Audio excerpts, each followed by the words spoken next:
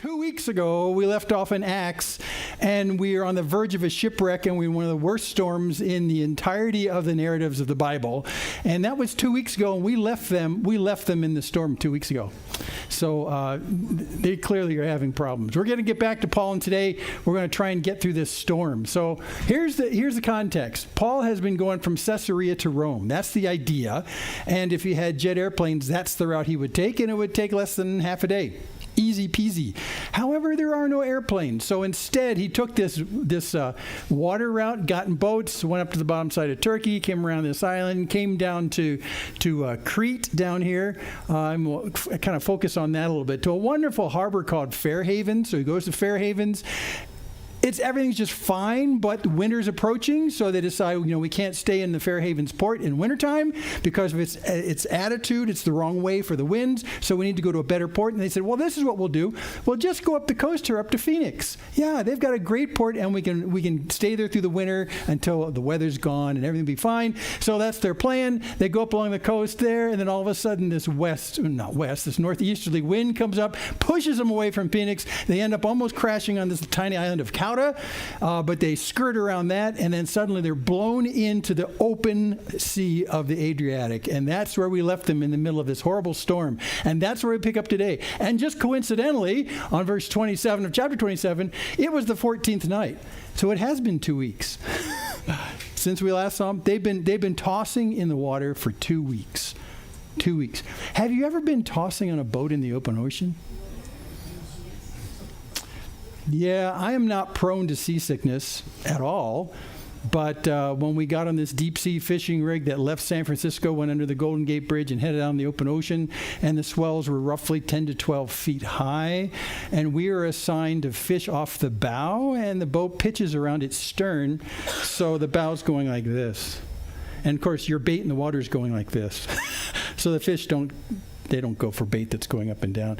And then while you're trying to fish on the bow of the boat that's pitching like this in 12-foot waves, suddenly you don't feel too well. So I spent the whole rest of the time being sick. So there we go. So this is where we are. 14 days on this. We are being driven across the Adriatic Sea. So here we are, and they're out in the middle of this general section right here, out in the middle of nothing. I mean, it's open ocean, 2 weeks of pitching ocean, huge winds. This is exactly what they were fearing was going to happen if they didn't find a winter port.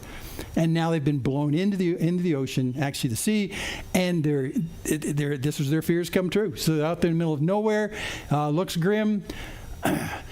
But then about midnight, the sailors suspected that they were nearing land, which should be good news, except when you do a sounding and you find that you're at 20 fathoms. You know, a fathom is 6 feet. I'm a fathom tall. So 20 fathoms, they do a sounding. How do you do a sounding? Well, you get your boat and you drop a weighted string down. And then you count the marks on your string. It's 20 knots down. It's 20 fathoms down. Well, that's not a big deal because 20 fathoms times 6 feet is 120 feet. So that shouldn't be too bad, right?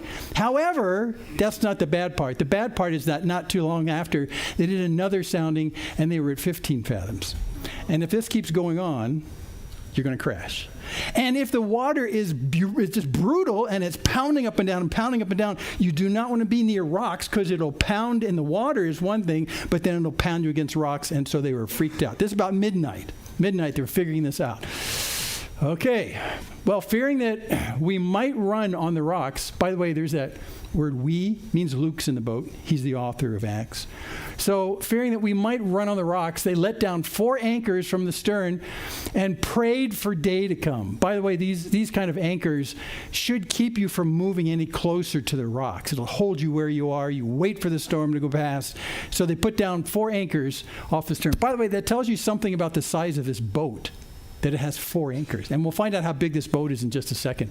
And they prayed for day to come. So this is the middle of the night. That was after midnight. Verse 30. And as the sailors were seeking to escape from the ship and had lowered down the ship's boat, like the dinghy, the little boat that you get going from the big boat, into the sea under pretense of laying out anchors from the boat. So what they were saying was, what are you doing in that boat? Oh, we're helping the anchors go down. Go, go, go. They were escaping. Well, then Paul speaks up. Paul said to the centurion and the soldiers, unless these men stay in the ship, you cannot be saved. He'd already told them they would all survive. But now he's saying, if you let the sailors go, you can't be saved. So what happens? So the soldiers cut away the ropes of the ship's boat and let it go. I always wondered when I read this, you can see them taking out their Roman swords. Whoosh. Well, actually, the sound is swing. They take out their sword and they chop off the rope that was holding the little boat to the big boat. I wonder if there were guys still in that boat.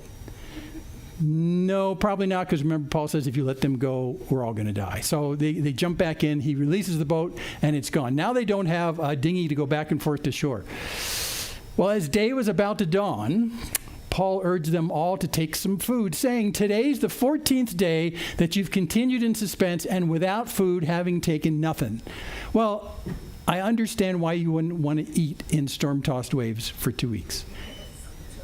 Because it just doesn't stay down. So they haven't eaten for 2 weeks. Have you ever not eaten for 2 weeks? So everyone's they're just lying out of energy, can't hardly move on the deck of the ship that's pitching. It's still in the middle of the night, but it's coming close to dawn. And Paul says, eat. You guys need to eat. Therefore, I urge you to take some food, for it will give you strength. For not a hair is to perish from the head of any of you. So he already knows, and we looked at this last time, he already knows no one's going to die because God told him with an angel no one's going to die. So he has that assurance, and he can make that assurance to them as well.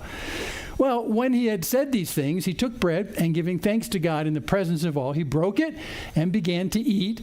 And then they all were encouraged and ate some food themselves. We were in all 276 persons on this ship. It's a big boat. And by the way, I did some research. You'll see in a second here. When they had eaten enough, they lightened the ship by throwing out the wheat into the sea. This was a wheat cargo ship. And it was huge. And back in the day, when I did some research, I never knew this before. These boats can be in excess of 100 feet long. So they're carrying gigantic holds of wheat. This is how wheat went back and forth across the Mediterranean. So this boat said, well, we're big enough, we can handle some people, like over 200 people. So now after, I think this is funny, after they've eaten something, they've said, well, okay, let's chuck all the wheat. And it's a lot of wheat, but it's so heavy it would bring them up in the water, bring them less close to the rocks. That was the idea. So a fortune in wheat is jettisoned overboard, and all the fish in the sea are going, yeah, baby. So that's what they're doing. Okay. Now, when it was day, so it's finally sunrise, they didn't recognize the land, but they noticed a bay with a beach on which they planned, if possible, to run the ship ashore. So they cast off the anchors. Remember those 4 anchors? They left them in the sea. Normally you pull them back up in. They just cut them and said, we're out of here. So they cut them off, and at the same time loosened the ropes that tied the rudders. They hoisted the foresail to the wind, and they made for the beach. Well, the rudder, is what the rudder can actually be pulled out of the water in these old ships. So it was actually pulled up out of the water so that the tossing wouldn't break the rudder. And so now they said, cut that rope and put the rudder back in, and let's aim for the beach. So they put the rudder in so they could aim for the beach, and hoping that the wind was blowing the right direction, which it was. They aimed this big boat for the beach, hoping they could beach it on the sand and everyone would be fine. That's the strategy. So they made for the beach. But striking a reef, nuts. They ran the vessel aground, and the bow stuck and remained immovable, and the stern was being broken up by the surf. You see? So the front end, the bow, hits on some reef, gets stuck there, and then the rest of the boat back to the stern is not that high above the rocks if the bow is actually stuck now. And so while it's there and stuck in place, the waves just beat it and beat it and beat it until it was turning into splinters. That's what's happening here. Broken up by the surf. So this shipwreck that he had predicted from God now has become a reality. And by the way, this ship right here is not the ship they were on, but it's only a little bit larger than the ship they were on in size. Just a little bit. So it was a big ship that's grounded right now. And it's being busted up as the bow is stuck on the rocks and the stern is being pounded into the rocks below it. It's literally close to land and splintering into pieces. 42, the soldiers. Now, these are the Roman soldiers. Remember, soldiers went to take Paul to Caesar. Paul is in their custody. So the soldiers' plan was to kill the prisoners, lest any of them should swim away and escape. And we've talked about this before. Roman soldiers who are tasked with protecting a prisoner, they'll lose their lives if they let that prisoner go. So they're thinking, well, we could all abandon ship, but Paul can't survive or else we're going to be killed.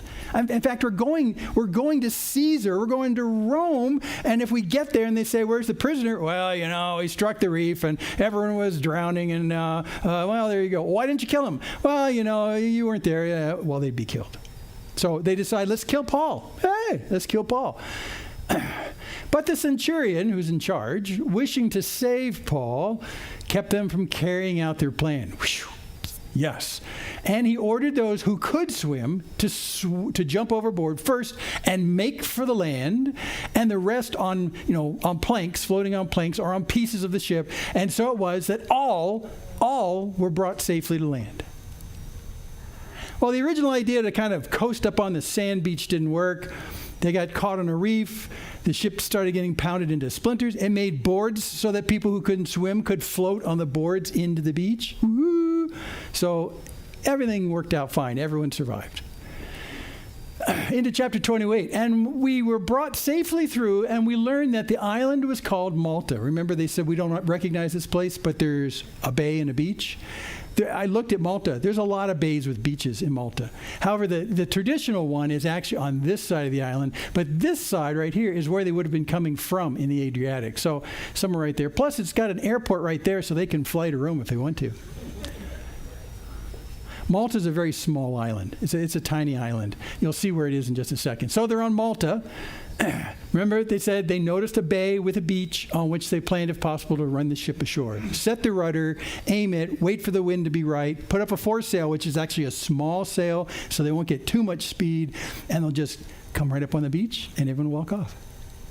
Just like Gilligan's Island.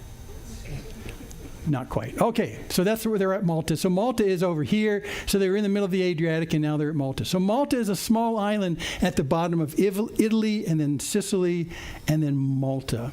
Just an FYI, when my dad was in World War II, he flew a fighter aircraft, and he was early in the war, so he supported a lot of the actions going on in North Africa and into the invasion of Italy. And so he was based right over here in Tunisia, right off the picture right here. And he used to fly his P-40s from here across Malta and Sicily and up into Italy. So that's a kind of an area that I know pretty well because I've studied my dad's history. He would fly across there and then fly back there and come back to Tunisia, sleep in the tents in the desert overnight and do it all over again the next day. Okay, so we're in Malta. And what happens? Verse 2, well, the native people, wow, they showed us unusual kindness, for they kindled a fire and they welcomed us all because it had begun to rain and was cold. So here's all these people who have survived an incredible crash of their boat. They've survived, they're on the beach, and now it's really cold. And the people there went, oh, let's build a fire for you. We'll be nice to you. And that's why when Luke writes it, he says, not that they were just kind, they were unusually kind. This is unusually kind. So they built a fire for him. It was raining. It was cold. And the people on Malta, fortunately, were very hospitable to these 200 plus people who'd been shipwrecked on their island. It's really quite astonishing. So when Paul had gathered a bundle of sticks, Paul's going to help make the fire, and put them on the fire, well, a viper came out because of the heat and fastened on his hand. Darn, we thought Paul was going to survive. After surviving the shipwreck, after surviving the soldiers, and the centurion saved his life, and now he gets on land with these unusually hospitable people, and he gets stuck by an asp and he dies. No, he doesn't die. You're looking at me like that was true. You guys don't read the Bible enough. So he came out and not only snapped at him, but he got connected, hanging with this snake on his hand. Yikes. Well, when the native people saw the creature hanging from his hand, they said to one another, well, no doubt this man's a murderer. Why? Well, though he has escaped from the sea, justice has not allowed him to live. So they're convinced that Paul must be something super bad, because even though he survived all this stuff in the sea, the snake got him anyway. Everybody knows. The snake knows who's evil. There you go. So that's what they're thinking is about Paul. He, however, shook off the creature into the fire and suffered no harm. Whoa. Yeah. And you hang a snake over a fire, they're going to let go. And so they let go. Yeah. He suffered no harm. But the people, they were waiting for him to swell up or suddenly fall down dead. So if the snake falls off, they're going, yeah, but he got you, man. He got you. So they're just waiting for Paul to die. Well, but when they'd waited a long time, and so no misfortune come to him, they changed their minds and said, well, he must be a god. So a minute before, he was a murderer, and now that he's survived and doesn't seem to be dying, he must be a god. Because who can be bitten by a snake and survive? He must be a god. Now, this reaction that Paul was a god and those with him, that came up earlier in one of his tours. You remember that? He came into town. They said, these guys must be gods. And they go, no. And they gave him a whole lecture about how they're not gods. In this case, Paul doesn't give him that lecture, I think because Luke knows we've heard the lecture before. So Paul discounts it, I'm sure. He says, no, not a god. And now, it turns out in the neighborhood of that place, were lands belonging to the chief man of the island named Publius. So first we have these very hospitable people. They build fires for him in the cold and the rain. Everything's great. We had a little drama with the snake. No big deal. And now the guy who actually is the most renowned person in the entire island has lands right around there. And he becomes hospitable too. He received us and entertained us hospitably for 3 days. This guy, the biggest guy in the land, sees that they're there, these over 200 people who've been shipwrecked on the island, says, just come over to my place. I got lots of land around here, and stay with us. We'll eat and stuff like that. Oh, you mean like all of us? Yeah, all right, just come on over. So over 200 people go over to Publius' land, and he entertains them for 3 days. 3 days. Strangers. Well, it happened that the father of Publius lay sick with fever and dysentery, and Paul visited him and prayed, and putting his hands on him, healed him. And when this had taken place, the rest of the people on the island who had diseases also came and were cured. Yeah, buddy, you bet. That's exactly when they find out that this guy can heal people, everyone that's sick on the island comes. And they also honored us greatly. And Luke's not clear, he doesn't really tell us how, but this is a happy reception. They honored us greatly, and when we were about to sail, they put on board whatever we needed. So see, there's still a far piece from Rome, and if you're going to get on the ship going to Rome from there, even from there, you need to have things to eat and fresh water and all that kind of stuff. So what are we going to do about that? Publius and his folks say, we'll get you set up so you can go. What a nice guy. What a nice guy. Well, after 3 months, 3 months, presumably on Publius' land and his hospitality, well, probably not, because they said it was a few days, but they're still there. They're still there. 3 months, they wait out the winter, basically. After 3 months, we set sail in a ship that had wintered in the island, a ship of Alexandria, which is down in Egypt, with the twin gods as a figurehead. I don't know why Luke included that, but it's an interesting thing. Clearly, this is a pagan ship from a pagan area in Egypt, and it's got 2 gods. Those heads on the front of boats? This one didn't have one of those. It had 2 of those. Yeah, baby. Yeah, the twin gods as a figurehead. Okay, so they sail out of that bay and they go up north. And verse 12, putting in at Syracuse, not New York. Syracuse. We stayed there for 3 days. And where is Syracuse? Well, there's Syracuse down there. So they go up to Syracuse, and now they're in Sicily.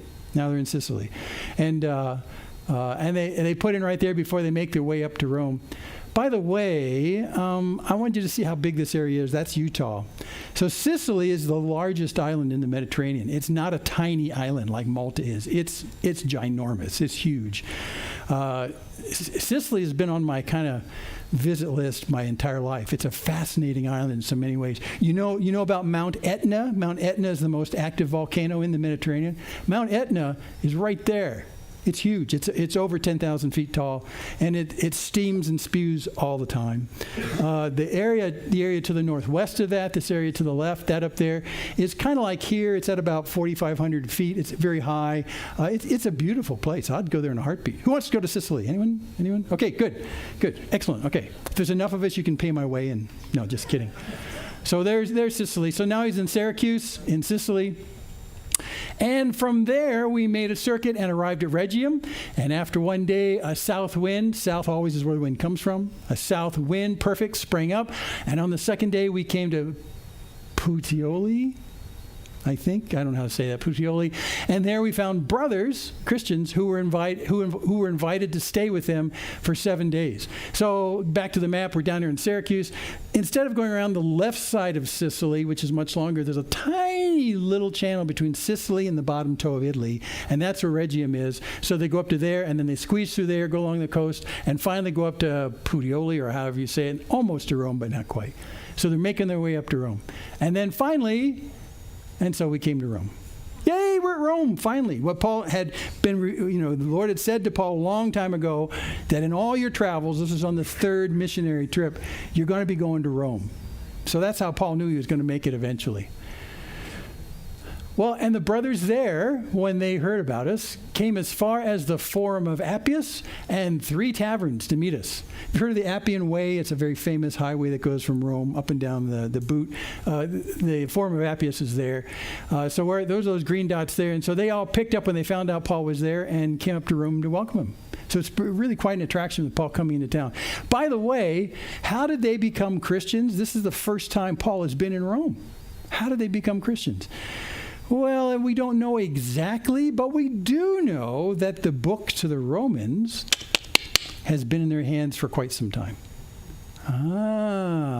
Could you save a population by reading the book of Romans? Yes. Amen. Say it fast and big. Yes. So really, it could be that. It could be the fact that the apostles had eventually made it to Rome. We don't know. We know that Peter does eventually. We don't know if it's before or after this.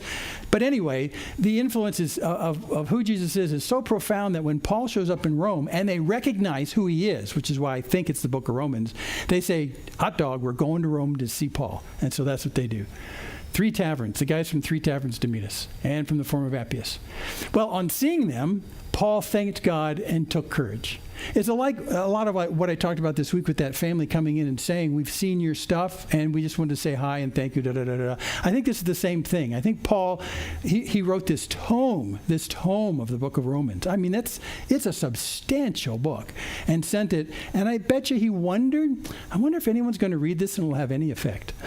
So when they do show up, it's the same thing right here. He gets this small understanding of how God has used him. He thanks God, and he took courage, which means, I guess I'll keep doing what I'm doing. Yeah, even though he's going to be in prison. And when we came into Rome, Paul was allowed to stay by himself with the soldier who guarded him. So this isn't really a prison situation, but he is under guard and he's locked down. And we know from other places that what he's allowed to do is actually find his own apartment to live in. He has to pay for it. Other people have to find the money to pay for it. He supports himself totally. The only restriction is he's got a guard with him that guards him all day long. So he has a lot of freedom, which we see in the next verse. After 3 days, he called together the local leaders of the Jews. So he gets into Rome and goes, okay, time's a-wasting. 3 days later, call the Jews in. I need to talk to them about who this Jesus is. Let's get moving here. We're in Rome. Here we go. So he says to them, too bad, you'll have to find out next week. Okay, so we're going to come back to that. You hate that, don't you? I hate that too. The very last chapter of Acts, we're going to look at next week. It'll be the last time we're in Acts, but it's the entire description of what goes on in Rome. So it's a fascinating time as he talks to them. But what I wanted us to do in retrospect and looking at this, I read this narrative this far myself and said, I'm not too sure there's much that's usable from a Christian belief and faith perspective. And every time I start thinking that, in a way, symbolically, God sort of slaps me and says, what are you saying? Are you saying that I put this in the Bible to waste the paper? What are you saying? There's nothing here? Okay, God, but I'm missing it. This is just the end of a shipwreck and everyone stays alive, and I don't know. So when you're in that position when you're studying the Bible, this happens too when you read the narratives in the Old Testament, and the stories of what's going on, you got to stop yourself if you say to yourself after going through it, well, I read this and I understand the story, I know what happened, but what's the moral of the story? I don't know. Let's keep moving and we'll keep reading more narrative. No, stop. Put on the brakes, and then you go backwards and go back over the passage, and you read it again, and this time you kind of stroke your chin, scratch your head, and you look for something that God's got in this story that you just kind of ran over because you went so fast. Well, that's what happened to me. I went back, scratched my head, and went, oh, look at that. So you probably got other things out of this passage than I did, but I'll show you what I've got. What's interesting in this entire passage, this is the end of a shipwreck. This is the worst of the worst. And yet, it has more encouragement per square inch than most narratives in the Bible, if you think about it. And as I was thinking about that, I was thinking, well, there's Publius. He was very hospitable. There are the other people in Syracuse. They were very hospitable. They found a lot of hospitality throughout the entire thing. I mean, enormous hospitality. There's good news in the midst of the worst bad news. And that's the beginning of the applications. However, that's not really what I'm going to focus on today. I'm going to focus on the fact that while they were still tossing and turning, this phrase went past us and it didn't even stop us. Then they were encouraged. Now, that wasn't when they got on the beach. That wasn't when they had the fire and they're warming up the fire. That wasn't on Publius' property. This is still tossing and turning in the water after 2 weeks of not eating, people hurling over the side of the boat, people completely out of energy. And in the middle of that depressing narrative, as the waves went up and down and everything looks hopeless, then they were encouraged. They were all encouraged. So the circumstance at that time, they'd been at sea for 14 days. No one had been eating. They're restless. Before dawn, so we're talking total darkness. In total darkness, they find out they're coming close to land and could break up on the rocks. Also, this was said on the very day of the shipwreck. So the shipwreck hasn't happened yet. This is before dawn, in the darkness, before the shipwreck. So the water is still going crazy. The winds are still blowing. And yet, they all were encouraged. Also, the storm is still violently lethal because by the end of that day, it's going to be splinters next to the beach. The winds and the swells are still quite treacherous. They go from 20 fathoms to 15 fathoms, and oh my gosh, we're all going to die. Did you know Mark Twain is all about fathoms? Have you heard that story? So when they would drop the ropes down, they had knots every 6 feet. They had knots every height of a man. That's a fathom. And then when the weighted end would hit the bottom, they'd look at what knot's there, and they'd say like Mark 20, Mark 15, and in Mark Twain, twain is an antique way of saying two. They cut it in twain. They cut it in two. So Mark Twain in Mississippi fathoming means Mark 2. That means they would see that they're actually 12 feet off the bottom, which was a standard shallowest you could go on a paddle wheel boat, was 2 fathoms. And so he used his pen name of hearing this word, Mark Twain. It's actually a fathoming kind of thing. So there you go. You didn't pay for that, I know, but I just couldn't resist. Okay, so here's the circumstance. They're not on Publius's resort. They're still in the water. So what encouraged them? So this is going to be our encouragement 101. This is going to sound obvious to you, but it slipped past me just as I read it and had to come back and look at it. How do you encourage a bunch of people that God has put you in the midst of who are hopeless and without source of food, perhaps, or things that feed them? I mean, they see no future. They have no energy. They're listless in terms of life. How, when God puts you in the middle of them, what do? Here you go. Encouragement 101. This is going to look obvious to you, but it blew me away. So here we are. Back here, verse 33 in chapter 27. Day was about to dawn, so it's still dark.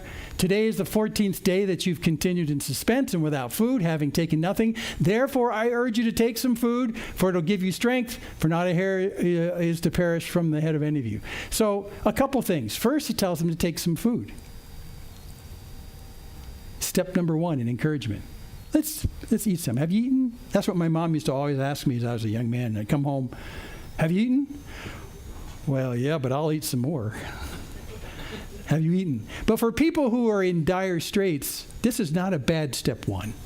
Come on, let's sit down, let's eat something together. Also on this, he tells them this at the bottom. Not a hair is to perish from any of your heads. So he's saying, look, none of you are going to die. Now, we can't always make that assertion to people who are having problems. We can't say, well, this will all be, everything will be fine tomorrow. You don't know that. However, in Paul's case, he did know it. An angel had told him, no one's going to die. So step 1 and 2 in encouragement when you're talking about storm-tossed peoples that God deliberately puts you in the midst of. Yeah. Step number 1 is an unselfish concern. Have you eaten yet? You notice it's nothing about Paul. You need to eat. You all need to eat and put strength in your bodies. That's always step number one in encouragement. I was thinking through a bunch of circumstances I've been in with people who are hurting, and you start with just meeting simple upfront needs, really. Sometimes it's, you know what, I think you need to get out. Let's just go out and take a walk around the block. You need to just get out from here for a while. Sometimes it's, why don't we just sit down, can I buy you lunch? Let's sit down, I'll buy you lunch.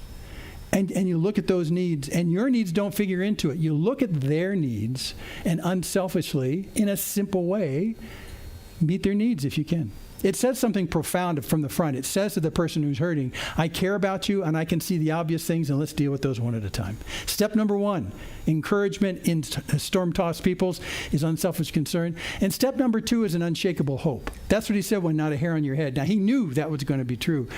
But you have resources to enable you to eloquently state why we have a hope. A lot of people who are in storm-tossed situations have no hope. In fact, that's the problem. They've lost sight of anything they can kind of tie their hope to, right? You know the people I'm talking about. I mean, we've all been in that situation where you get in the depths of this hole of these circumstances, and you think there's just no way out. There's no way out. And then someone comes in from the side and says, oh, look, God always provides a way out. Let's talk about hope for a while. You can be a real master at communicating hope to people who are hopeless. And it doesn't take rocket science. Many times you have a perspective being on the outside of their problems to be able to show why they have a reason for hope in the inside of their problems. So step number one, look at where they're needy and unselfishly figure out a way to meet those needs. Number two, start talking about hope, because the circumstances kill hope. You can restore hope through what Jesus has done for us. Okay? Let's go further in the narrative. Remember this, 35? When he had said these things, he took bread and giving thanks to God in the presence of all, he broke it and began to eat. And there's our line. They were all encouraged and they ate some. Now, this blew me away. What blew me away? That right there. Now, again, put yourself back on the deck of the boat. The water is coming over the top. The thing's pitching like crazy. You're losing your depth in the water. You could crash at any second. Everyone is scared to death, but no one has the energy to even get up and be scared visibly. They're all lying on their deck, and they're moaning, and hopeless, and everyone's going to die. And Paul says, let's eat. And in the middle of all that calamity, Paul gives thanks. Have you ever been with someone who's in the middle of a storm-tossed sea? And you say, you know what? Let's give thanks. Oh, no. You don't see what my problems are. God's allowing me to go through this, and you want me to give thanks? Is that what you're saying? Well, you haven't lost everything. And there's so many things we can thank God for. So this is a perfect strategy. You need to help people, especially when it comes to getting hope but back in their eyes, is to take their eyes off the circumstance and say, we have a God whose love never disconnects from us. I mean, what can separate us from the love of Christ? I mean, nothing can. And then he lists all the calamities that can happen in life. So in this particular case, he's giving thanks. And I want you to see how he's giving thanks. He's giving thanks in the presence of all, which means that when Paul had the bread, he didn't do this. Oh, I've got bread. I think I'll eat it. Oh, God, thank you for the bread. Amen. No, he did it in the presence of everyone. God, we thank you for this bread and for how you provide for us even in the worst of circumstances. You are faithful to us and you love us. Thank you for the bread. Amen. Let's eat. He did this in front of 200 people. Now, this is what's crazy to me. This is totally crazy because as you look at the deck and the pitching seas and the calamity that seems to be absolutely going to happen, it's inevitable. Paul is standing on the deck in the dark, thanking God as loud as he possibly can to those people that are there. It's a fascinating thing that when you're talking about ministering to people who are in storm-tossed seas, they need to see not only your hopefulness because of who God is, but your thankfulness for what God has given you. Because what it says to them is, I'm not alone on this ship. This person in front of me seems to understand that God is bigger than this. That's what it's saying. God is bigger than this. And so they've already voiced to me why they have hope. And now look, they're actually thanking God in the midst of this. Well, Jim, he's only thanking God for the bread. That's what he's supposed to do. Well, that is what he's supposed to do, but he decides to make it very public. Very public. Oh, God, thank you. See what he's doing? We seldom do that when people are in trouble. I mean, okay, I'll speak for myself. You probably do this. I seldom go into thankfulness mode. Because when someone is talking about how deep the problem is they're in, I'm trying to get a handle on how bad that problem is. I'm trying to somehow commiserate with them. I'm trying to connect somehow. But thankfulness is like very far from me at that time. However, when I'm in calamities, God has finally been teaching me that when I'm in the calamity, and usually the calamity involves some kind of major loss, right? Some major loss. What I do is I will go and I force myself to be thankful.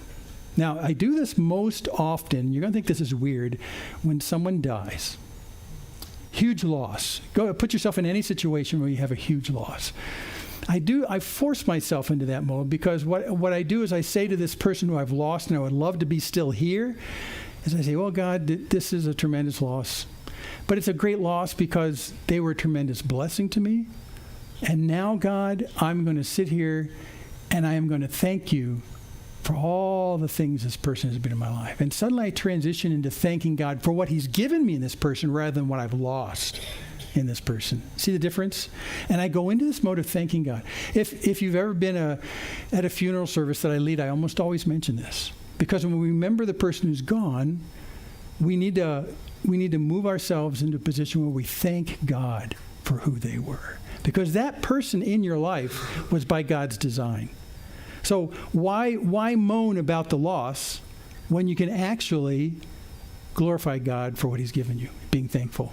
And so that's the principle that's going on here. He's being thankful because, look, we've been in this boat for two whole weeks, and none of us want to eat, but now we have bread that's dry and not moldy and full of salt water. So we're gonna eat this, and we're going to thank God for feeding us, and we're going to thank God for preserving our lives. We're going to be thankful in the midst of impending loss. So when you're with people who are blinded by the magnitude of impending loss, force yourself to go into thankful mode. I mean, you got to force yourself because it's not a natural thing. Impending loss is so gigantic. It's so looming. It's so threatening that it looks like life is going to stop. But what we have to do is look backwards and say, yes, but God has been faithful to me up to this point and will continue to be. What can separate me from the love of Christ? Nothing. That's looking forward. Thankful that he's preserved me to this point because this is the proof that he loves me. So that's a big component. And he broke it, which means the body of Christ. And just the general sense that he's sharing with them. It's not like Paul says, well, I've got my bread. You all get your bread. Okay, here we go. Everyone, let's eat. Come on. He thanks God for this. And then in the breaking, like when Christ, breaks the bread, it's actually an invitation to take from their hands. It's a sharing is what it is. So instead of saying, well, I got enough for me, break it. It's like, I got enough for me, but here, eat this. Eat this. It's a way of encouraging them to eat, is to offer in that kind of a way. So that little sentence right there really just blew me away. Giving thanks very publicly and offering it to people freely who were there to encourage them. So here's a couple more things on Jim's obvious list of storm-tossed encouragement. First, unselfish concern, meet their needs, feed them. Secondly, this unshakable hope. There is a hope looking forward. There is a hope. It's not hopeless. Of all people, we have cause to be able to celebrate that hope. And then from what we just looked there, this unlikely thankfulness. This thankfulness in the middle of what should be hell. And you're sitting there saying, God has been so good to us. Let's thank him. Well, I don't think so, because we're all going to die. Yeah, no, take your eyes off that. Look this way. Let's be thankful. It's really unlikely. It is so unlikely in the midst of these kind of things. Fourthly, on here, we just looked, this unreserved visibility. His wanting to thank God and to make it a very public thing so everyone can be encouraged to thank God together. Let's thank him together, okay? This is really super important when I talk to people who are in storm-tossed situations and I want to move. I mean, I literally have to force myself. Jim, remember, you got to be thankful. You got to turn your eyes away from the calamity just for a second and look backward at God's faithfulness. Well, you need to invite the person into that. You need to make it very public. It's not a silent prayer time. You say, let's you and I sit down and thank God. Can you think of anything to thank God for in the midst of this pending calamity? Can you? Well, I suppose there's this and this. You think that God brought that to you? Well, I suppose he did. and you just steer your attention back to how God's been faithful. And we'll leave this for God to take care of. Jesus says, don't worry about tomorrow. You got enough problems for today. That's right here. But let's look and remind ourselves how faithful God has been. That's this unreserved visibility. Let's be visible about it. Let's invite people into it with us. Let's not just say, just a second, I'm going to go off in my prayer closet and I'm going to pray for you. No! You invite them into prayer with you to thank God. It's really a very visible thing, unreserved visibility. And then this unrestrained sharing. That's the breaking and giving. So again, even although we met needs at the beginning, what he's doing right here is he's inviting us into this. And we need to visibly invite people into God's faithfulness and what he's given us right now. Super important. It needs to continue to do that. Okay, we're going to sing Anchor of Hope because he's our anchor of hope in the middle of a storm-tossed sea. And if you have that anchor, you have a reason for hope. In fact, in Hebrews it says that we have an anchor for our hope. You need to bring that hope into the situation that you're in and let people understand that even in the worst of looming calamity, God is faithful and loves us. And you know that, and other people don't. Okay, let's pray. Father, we thank you for this passage. I feel silly that I looked at it and judged it as being worthless and without anything to gain from it. I'm an idiot sometimes. But Lord, you, through your Spirit, you bring us back to these words, and you give us encouragement, and you train us without us even knowing it, and how we can be lights in very dark places, how we can be encouragement in places that only focus on doom and destruction. And Lord, we come to understand through life that may be why you left us here for a while, is to do that very thing. Because Lord, as I look around on this world, in our country, in other countries, there is a growing sense of doom in many ways. There is a growing sense that we are all on a storm-tossed ship that's about to sink. Lord, I pray that you would make us capable lights through your Spirit in the midst of a generation that feels storm-tossed. And I pray that your Spirit would work in us to not only do the simple things when it comes to encouraging, like offering something to eat, but Lord, the tougher things, at least from our perspective, about verbalizing our hope that we have in you and not making it sound trivialized, verbalizing our thankfulness for where you have brought us and what we do have.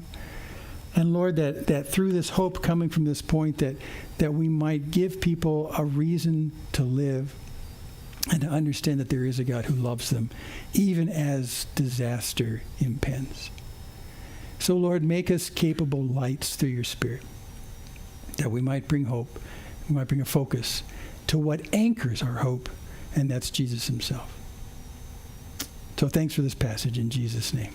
Amen.